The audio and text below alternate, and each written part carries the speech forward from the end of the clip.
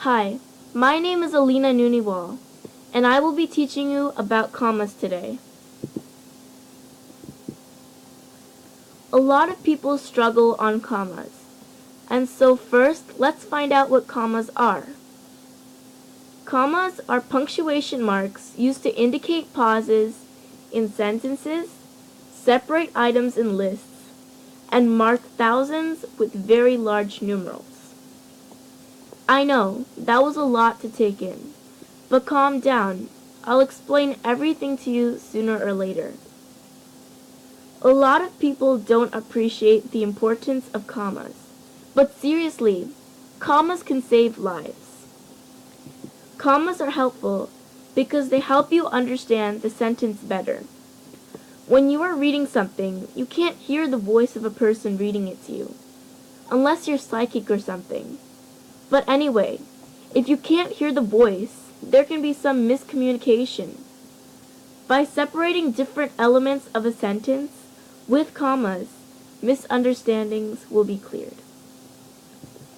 Now, when I say misunderstandings will be cleared, I mean if you know how to use a comma, that is.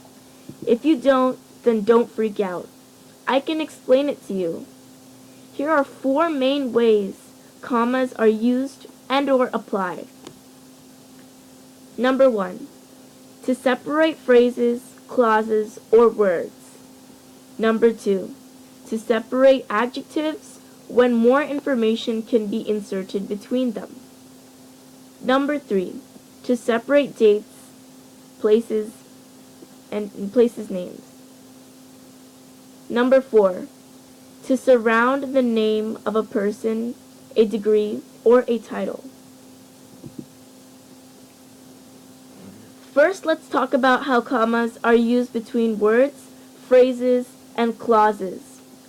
Before we get into this, I'm going to tell you what a clause is. A clause is a group of words that can technically be accepted as a sentence, but not exactly proper. For an example, he ate. That is a clause because it can be a sentence, but it is not a proper one. A clause contains a subject and a predicate, which always contains a verb. A common usage for commas is usually separating phrases, clauses, and words. There is a rule for this though. Commas have to be separate 3 items or more connected by coordinating conjunctions. But it starts to get confusing when you start to consider if those 3 items are really 3 distinct groups. A common misconception is when people think there are 3 groups, but there are actually 2 groups under one category. To avoid this confusion from happening, you can always add a comma between the category and the groups inside the category. If you are confused, look at the image with the thick gray border around it.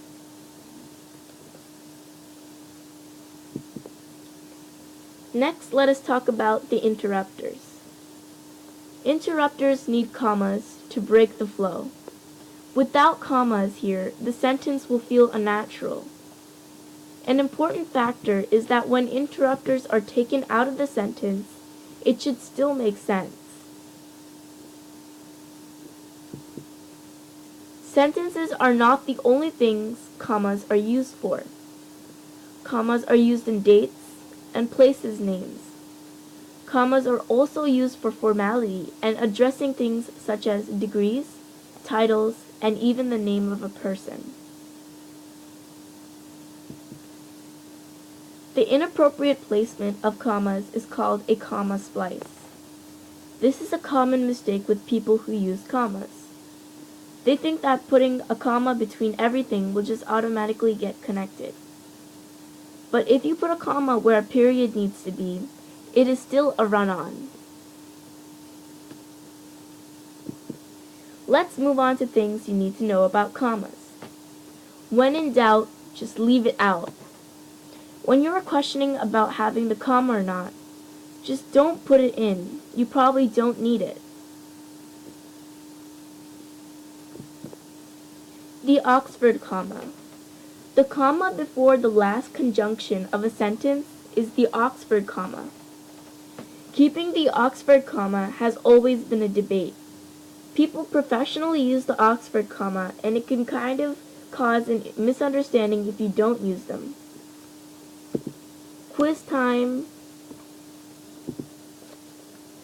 Question 1. Would it make sense to add a comma between pancakes and? Johnny Boy likes pancakes and ice cream.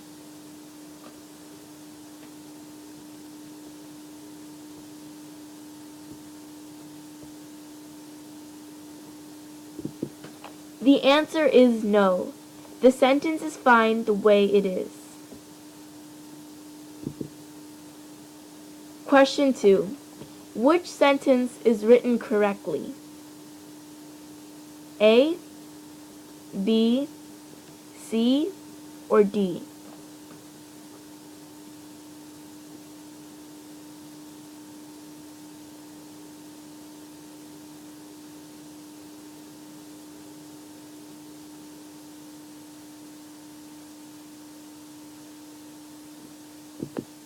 The answer is C. The comma has to be there after the introductory phrase. Question 3. Which sentence is written correctly? A, B, C, or D?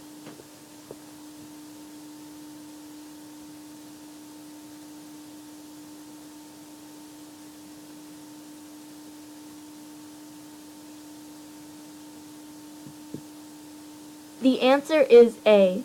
The biggest snake in the world is an interrupter. Well, thank you for watching. If you got 100% on the quiz, give yourself a pat on the back.